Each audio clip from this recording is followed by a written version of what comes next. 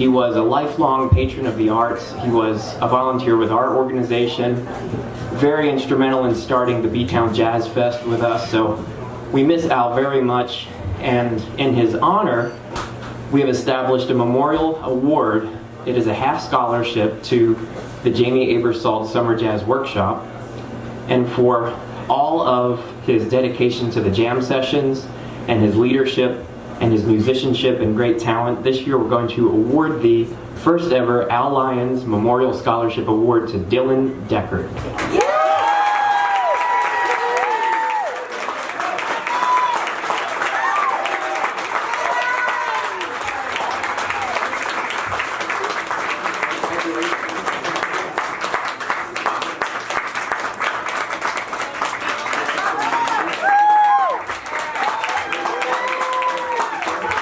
Congratulations, Dylan.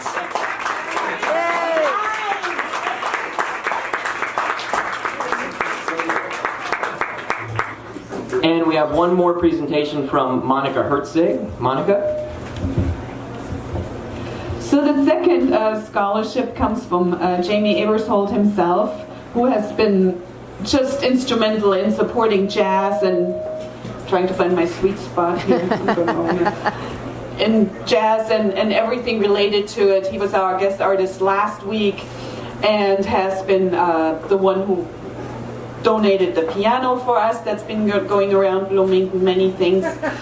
And for the second scholarship, also for the dedication to coming to the jam session, but also being the only rhythm section player that's been coming to the jam session, which us rhythm section players appreciate very much and is often much underappreciated. This scholarship goes to Charlie Edwards.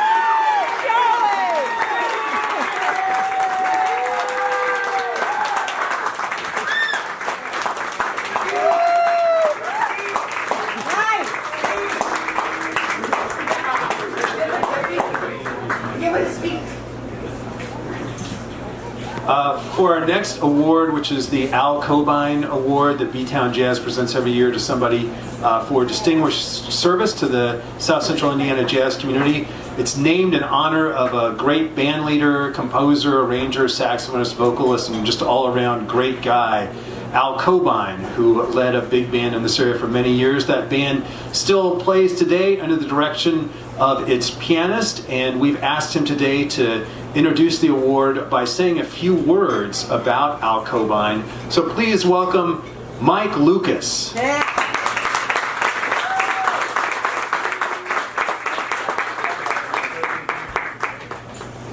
Got to see if I won't feedback.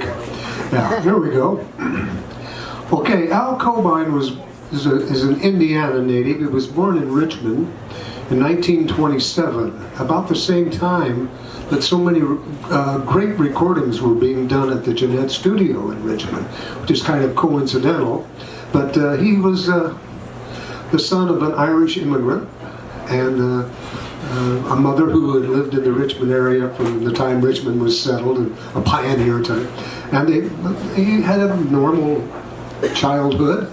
They lived on a small farm. He milked cows, and it just, and very wholesome upbringing, put it that way. Al, however, contracted polio when he was 6 months old, and for you, those of you who knew him, you saw the ravages of that. But later, he walked on crutches all up until he was 16, and later he had an operation that made his legs more equal, but he was able to get around. But you never knew that he was a handicapped person, ever. He was up on ladders, and putting roofs on his house, and doing the whole 9 yards. Anyway, Al, just like many kids at that time, got into the high school band and in the choir, and seemed to find his niche. He started off with clarinet and alto, and then found the tenor saxophone. And he said, "That's it. This is what I want to do, is play the tenor." And the clarinet he never quite mastered. We always teased him. Said his clarinet needed to be sent to Arizona because of its asthma. He was a good sport about it. But he was influenced by, I think one of his main influences was Ben Webster and that lyrical style and playing many times kind of outside the changes and outside the a strict rhythmic patterns that might be set up. There wasn't in his playing, I'll talk about that, there was not a hint of bebop, put it that way. It was rather unique, but very lyrical in his approach to the instrument, and very musical. He also found that he could arrange very early on when he was with a band called the Freddie Dale Band, which was really the precursor of the Al Cobine Band. It was a campus band that was formed here and played some gigs up in the Lake region. And but yeah, he found he could arrange, and Freddie needed some arrangements. And there's a recording of some arrangements for that band by Al, by Claire Fisher, and by Dave Friend, and some other people that were pretty well-known arrangers. And Al's just stand out, even above the Claire Fisher arrangements. You could hear this lyricism. And it's his choral background that really influenced him. He could sing. He could play and sing. I can kind of play myself, but I was just thinking, hearing you guys playing today, sing. Anyway, when Freddie Dale, that's another whole story of Freddie Dale, when he decided to leave, he said, Al, why don't you be the campus band? There was always a campus band here that dates back to the Hoagie Carmichael days with the Collegians, and Al's, who was here not on a music scholarship or a music study. He was here doing a doctorate in social science. And he said, oh yeah, that seems like a nice kick. I'll just do the band. And so they got together about 10 arrangements and played a 4-hour dance. So you obviously know they went through the 10 arrangements and then backed up and started doing it again. They realized there needed to be some more arrangements. But it was, when I first came here, I'd heard some big bands in Indianapolis that were more hobby bands or reading stocks, and I heard this band and I was blown away. I said, oh, this is the real deal. This is like the stand. I had heard Kenton and Duke Ellington, and I said, okay, this is the real deal now. And was able to join the band in about 61 or 62, I don't remember. But it was a good experience, a learning experience for me. I struggled along for quite a while, and I got an education and got paid for it. Then around 1964, Henry Mancini, through Freddie Dale, got a hold of Al Cobine to put together a band, an orchestra, for his touring. Henry Mancini had become very prominent by about 1964. And so Al took it upon himself, using the School of Music players, to put one of the best orchestras together that Henry said he'd ever played with, that had excelled or even was equal to or excelled the orchestras he had in L.A. and New York.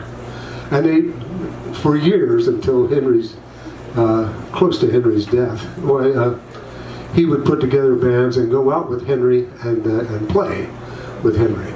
And a lot of Henry Mancini's traveling musicians came from this area, from Bloomington and Indianapolis, through Al. He influenced so many musicians, gave so many people work, and a lot of good music to play. Arrangements that are still being used in the public schools that he's done, and elsewhere. What more can I say about him? Yeah, he in his later years he was suffering from a form of dementia. Don't know what it was, but it's important. And I gradually took the band over. And sometimes he would be standing there and playing, and I would be leading the band very quietly behind him, counting the tempos and what songs were supposed to be played. And he appreciated it. We had an understanding. And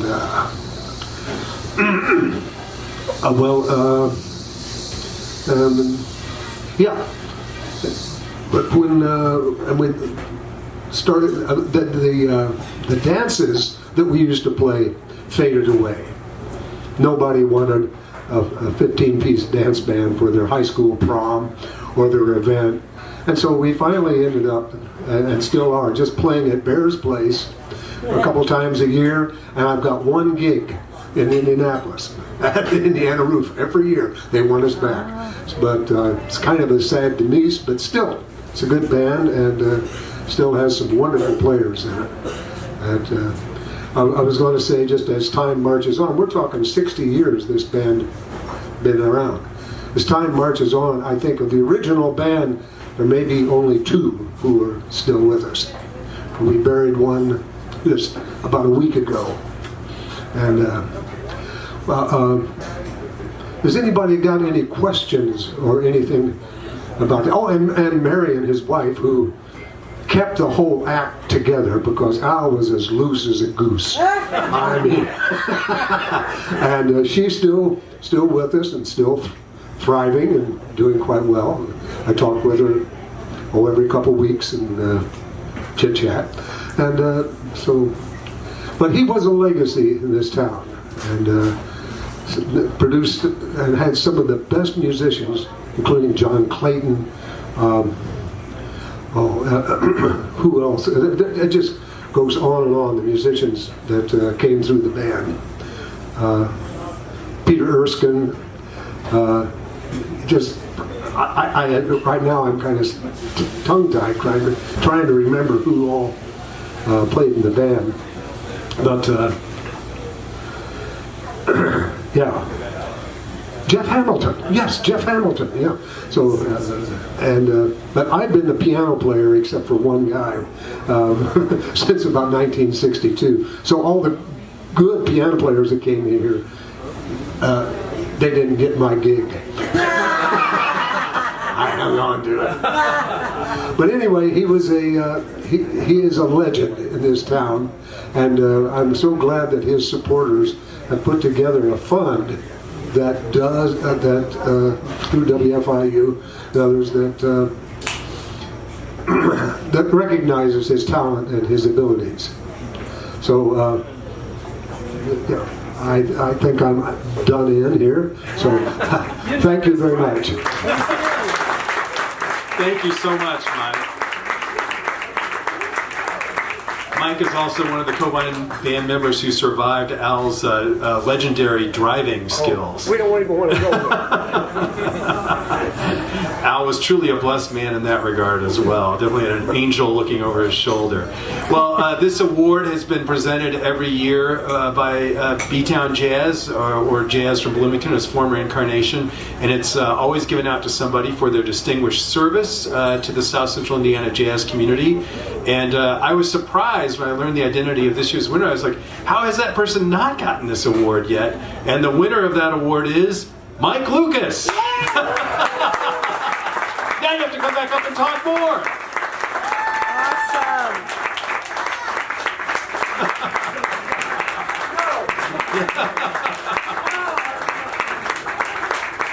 Thank you all. Mike taught at IU for many years, teaching dance at the Hyper and also part of the IU School of Music program. He has founded a couple of jazz groups that he still leads from time to time, the B-Town Bearcats and Cafe Jazz Society, and as he mentioned, still directing the Cobine Band, and has just done so much for the jazz community here over the last few decades. We are so truly grateful, Mike, and Thank you. also for your wonderful sense of humor. He's got a great sense of humor, and that's always a great thing too. So thank you so much, and yeah, just very honored to have Mike here today. And I think this was a true surprise, was it not, Mike? Yeah, kind of like I was looking at Mike Lucas. This is your life.